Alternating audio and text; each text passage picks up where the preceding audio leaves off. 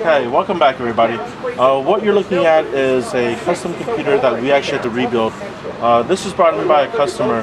They have some pretty hardcore components in here, but they didn't actually know how to put it together. So we ended up having to rebuild the whole thing. What you're looking at is an NZXT case. It's actually the white one and it looks nice, but I'm still not a fan of the front door. I don't like how it actually opens up this easily. Magnetic. If it opened up this easily, I'd rather have had them design it differently. I do think that the white looks better than the red. The paint job is still, we did an unboxing once of the red one. The reason why I like the white more is it's not as noticeable to see the bad paint job on the side. The bad paint job on the side, it's actually it's like orange peeling on the car, and it's noticeable. So, but you still have these two huge fans on top, and I believe the LED light can be turned on and off. There we go, and we can turn that so you can see how that looks. So the case looks cool with white because white seems to reflect the colors a little bit more.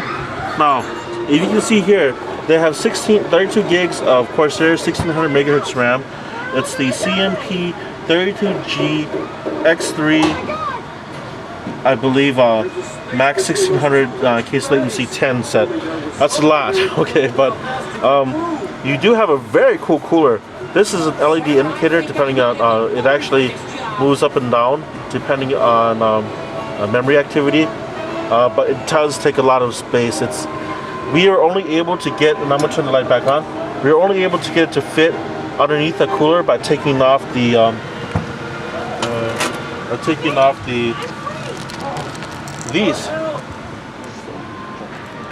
These are the heat sinks that we had to take off so that the RAM could actually fit underneath the Corsair H80. And the Corsair H80 is pretty noisy. This fan is from the case, the NZXT case. They have an Extreme Roswell. It's the RX 950, 950 watt, 80 plus. It looks nice. It's chromed, like a gunmetal chrome. It's very cool looking. However, the cables are very short. For example, the CPU cable is here. It's very short, and we actually had to route it over the front instead of routing it over the back. So if you do buy this power supply, keep in mind that the cabling is very short. I myself probably would have not chosen this power supply. I mean, they make good parts, but they're not. I had some bad experiences. But there's a 1 terabyte hard drive on top, and then the OCZ Vertex 3 on the bottom. And the Vertex 3 is actually posting up some weird numbers. It's only 7.8. Even though we do have the correct drivers installed, it's not fast. I believe that there might be a problem with the SSD, but that's something for the customer to take a look at. But let's see. There's a Blu-ray player in front and a DVD player on top. But here's the back of the case. The motherboard is Asus. I believe this is the, if I can remember what we actually have in there.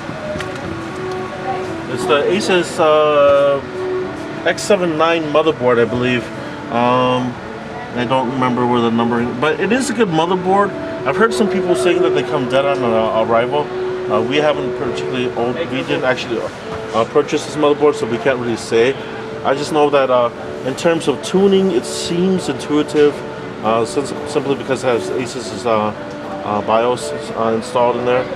The graphics card is MSI's GTX 660 Ti, and which already has really good fan cooling, but the customer already bought this too. This is Vantek's supplemental graphics card cooler down there. But that's about it in a nutshell. And keep in mind that if you are running Windows Home Premium, you won't see the 32 gigs. They can see it, but it won't be able to be used. There's also something we didn't mention in our last unboxing, because we didn't really think about it until we were spending some time in this case. The red case that we had does have the same kind of output here, except the eSATA is kind of in a useless place. Unless you have some majorly long eSATA cable, this is kind of in a really bad place in my opinion.